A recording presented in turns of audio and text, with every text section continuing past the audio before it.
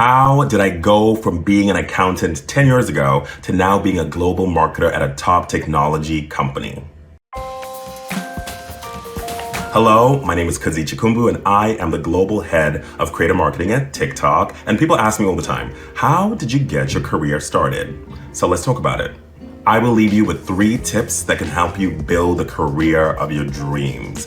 My life is filled with meetings, creativity, I get to travel, I get to live my passions, and I could have never imagined living a life and a career that's not only work, but is also fulfilling to me. So I want to make sure that I leave you with some of the clues that I've learned along the way. So where does this career start?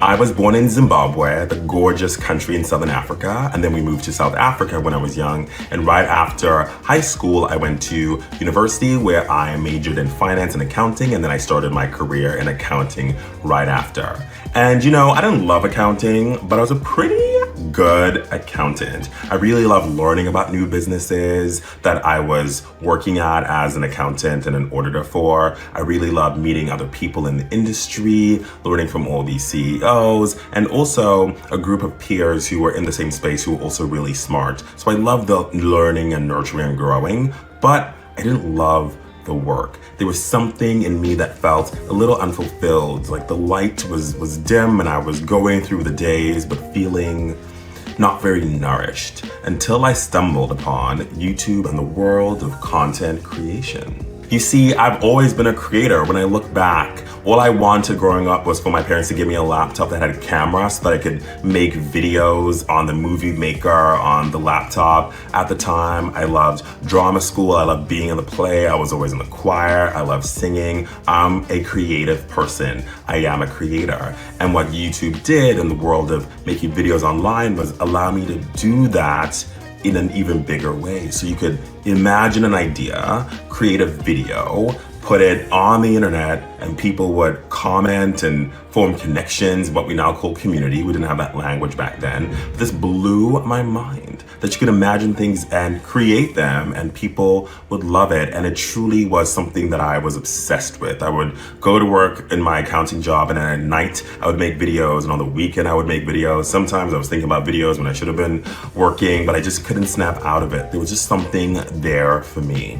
And I remember some followers of the channel at the time. You can't find the channel, those videos are gone, so don't even try to look for them. They told me that watching me and my friends in the videos allowed them to feel that they too could create the life that they wanted and also go for their dreams. And in that moment, I discovered my why. Using the power of digital creativity to help people live authentic lives and go for the life of their dreams. And that is my first tip to you for building your career. You need a clear why. The why needs to be the thing that you want to do in the world. Why do you want to have this career? And the why can't be what your parents want, what your friends want. Yes, you can take their opinions into consideration, but this is your life. It can't be the thing that is driven by fear. It has to be true to you, the thing that lights you up, the thing that feels like passion, the thing that helps the world be better. And that's a great place to start with the why. Not only making it about yourself, but making it about people and humanity at large. And I speak to a lot of people and I ask, what is your why? What are you passionate about? What do you really want to do? Because they ask me about their careers and they sometimes say, I don't know, or I think it's maybe this and that. And that's okay to not know. I think sometimes we get stuck in thinking we have to know everything, but you have to be at least willing to go try and find your why. Think of yourself like an artist who needs inspiration. You go out into the world, you listen to new music, go to different places outside of your neighborhood, in your city, other cities, go to other countries if you have the ability and privilege to, listen to new perspectives, meet new people, read a book, read real books from old authors that talk about mystical, magical things, whatever that may be, to get your mind thinking about other perspectives. It's so important to take it as many references as you can if you're trying to find your why if you don't have one. So once I knew my why, I knew that I had to figure out a way to work in that industry. How did I go from accounting to social media tech platforms? I did something that I think other people should always do, try to figure out a pivot. And I did a pivot by going to graduate school and getting my MBA.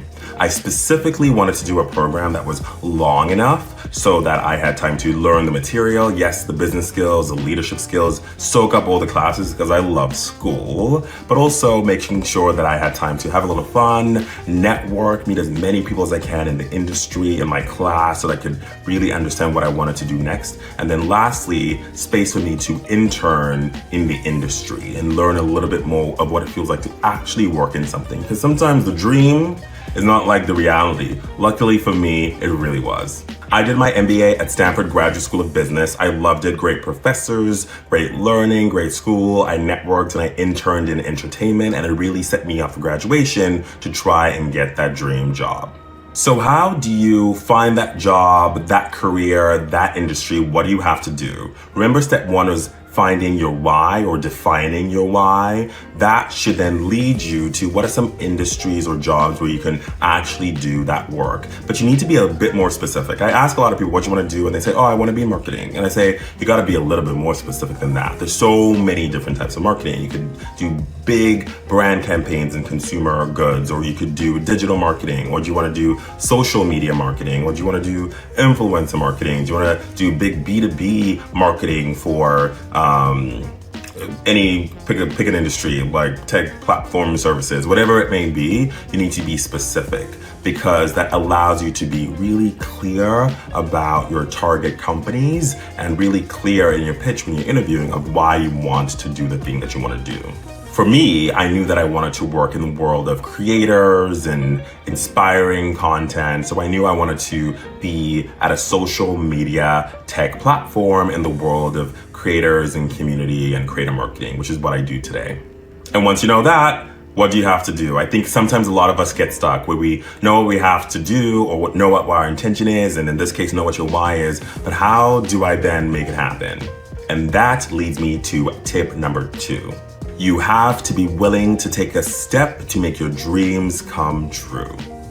A lot of people live with the passion, the dream inside their hearts and spirits, but they live on the couch and aren't doing anything to make it happen. You don't need to know all the steps, you just need to take a step because your why is your intention and it'll power you. All you have to do is put one step in front of the other. So what exactly could that even be? You know, that could be anything from a DM, an email, going to a networking event, whatever it may be. Just make sure you are creating some forward motion in your life. For me, I chose to create on the internet. So actually sharing my hopes and dreams and things that I wanted out into the world was a tactic that I used to have people then see it and see that I'm very passionate about it, which is something that I recommend people to do. Share your dreams to the world. I know a lot of people keep some things, but share it out there. You never know who is watching and who may then give you an opportunity. That was my first step. I specifically downloaded the app of the place that I wanted to work at. I learned everything about it. I truly used it like a deep user so that I had the best insights. And then I found the head of the company in the country that I was in, and I sent him a cold message on LinkedIn. And I said, hi, I really love this app. I really would love to work there. These are some of my ideas, like really, really short. Would you be free to meet for coffee? And I would love to share my ideas with you and see if there's any ways that I could possibly work there. I just went for it. Sometimes in life, you gotta go for it. Keep the messages short though. A lot of people's messages way too long and people are not reading all of that. To my surprise, he said yes, and then we had coffee. We both connected over our love of the internet and creativity. It was really fun, but he said there's no job here. Like there was no open roles at the time. And while that made me sad, I thought, okay, I'm gonna have to figure out a different way to do this. So I went back to my dorm room and I thought, okay, how do I get him to understand like how passionate I am? So I created a presentation about an idea that I had that I thought that the company should try and do. And it was a great presentation. I look back on it now, I'm like, this is so good at the time. And I sent it to him and he responded and he said, this is really, really good. but we still don't have an open role. I will definitely circle back in the future. And then I graduated with no job, and I thought, oh wow, that did not work out. But the steps were working, and I'll tell you why in a little bit. So I did the last approach. I was like, okay, I'm going to network my way to this job. So I spent my time meeting people in the industry, people who worked kind of adjacent to the company or had worked with the company. I'm not saying, don't be too much about this. Keep it light, make good connections and easy. One day, someone asked me to connect them to the company because I had a great opportunity for the company, and I was able to do that. And in that moment, the company saw that I could bring value. It was a small thing that I was able to do, but was because of my network and then being able to provide value. So right after some time of that connection, they actually hired me and I started working. So what does this teach us? It doesn't teach us to harass people with presentations and emails. 1 or 2 is fine, just don't overdo it. But what it does teach us is to take the steps to make it happen. 1, download the app or learn about your industry, whatever industry may be, it may not be an app. 2, make sure that you provide value if you find the opportunity to do that to the company. And then 3, network, because some of these weaker connections may help you land your actual dream job. And I'll get back to great networking and how to find a mentor later on in the video. The one step that I took, which was suggested in the DM, sent me down this rabbit hole of opportunities and disappointing dead ends, but also connections, and we finally were able to get the job. So take the step. Let's talk interviews, actually getting the job, because I know interviews can be scary. They can be intimidating. You don't know what they're gonna bring up, how much to prepare, but I've interviewed so many more people now, especially people early on in their careers, and I know some tips that can help you feel prepared and confident and crush it. And just remember, interviews are conversation, and the structure generally is the same. They will start with a tell me about yourself and your career question, and I'll get into that in a little bit. They'll maybe ask a few questions that are behavioral questions to learn more about the work that you've done, and then end with some Q&A. But all of it is just a conversation to get to know you a little bit better, and you can easily prepare. These are my 3 tips on how to ace your interviews. 1, research. 2, rehearse. And 3, relax. To research, read up anything and everything you can on the company. Literally go to your search bar, go to news, and read the last 3 to 5 years. More is more here. If it's an app, download it. Find people who've worked in the company. Ask them more about the company, the role. Read about competitors. Understand industry trends. This is the part that I think sometimes people get lazy. They just rock up to interviews without a deep dive into the company, and it shows. You have to be passionate and knowledgeable about the industry that you want to work in and the role that you want to do, and people find it very impressive if you've done the research. Don't be lazy. 2, rehearse.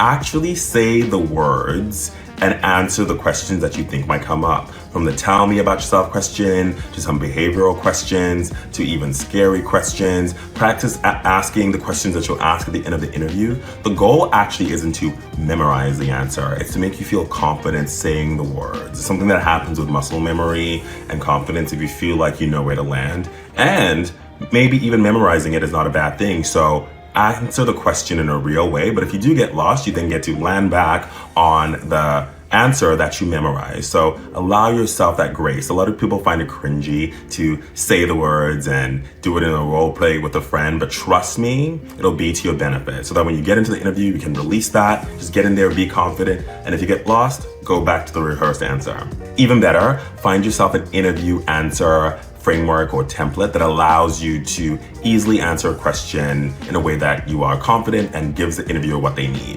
One of those is the STAR framework that is widely known and loved. That's STAR. So when answering a question, you say a situation, you then say the task at hand, you say the actions you took, what did you do, and the results, like what actually happened in the end. Even when you get lost in an answer, you can kind of go situation, task, action, result, and you may stumble and mumble, but it allows you a framework that gives a great coherent answer, and that's what people are looking for.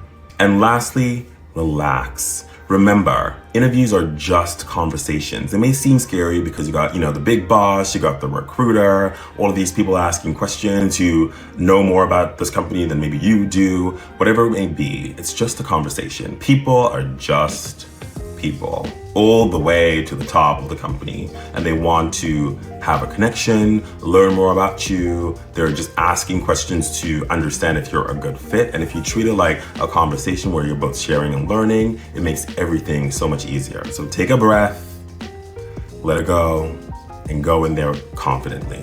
That relaxation will help you right off the bat. So when they ask you, tell me about yourself, you say it how you would normally say it. You say where you're from, what you've done, and your past experience, why you're excited about this company and why you're excited about this role. Then you stop right there. Don't ramble. Some of the people will be rambling. You don't need to do that. The interviewer will ask for the questions that they need. But remember, it's a conversation. That's how conversations go. Give and take.